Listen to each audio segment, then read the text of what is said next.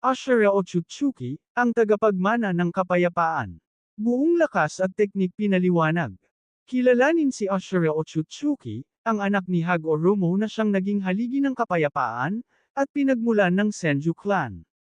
Alamin ang kanyang buong lakas, mga teknik, at ang napakahalagang papel niya sa kasaysayan ng mundo ng mga ninja.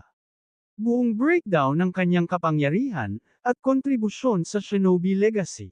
Isang makapangyarihang ninja na nagmula sa angkan ng mga Diyos. Si Ashura Otsutsuki. Pero sino nga ba siya, at gaano ba talaga siya kalakas? Itinalaga bilang tagapagmana ng Ninsho, sa halip na si Indra.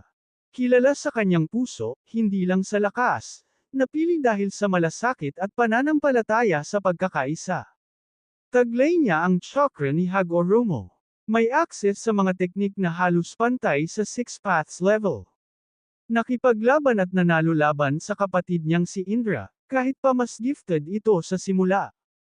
Naging simula ng reincarnation cycle, siya ang unang reinkarnasyon ni Naruto. Mga teknik ni Ashura Otsutsuki. Truth Seeking Balls Good Odama.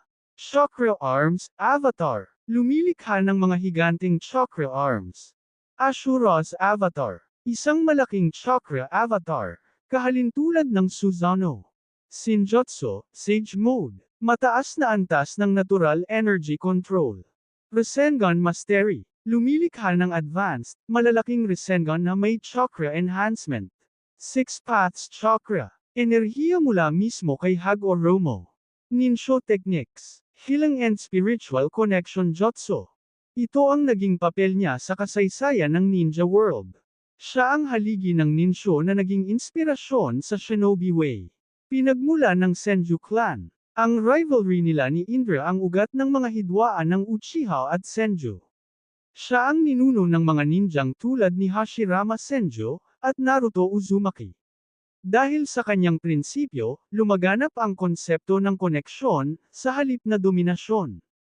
Kung walang Ashura, wala rin ang Shinobi values na kilala natin ngayon.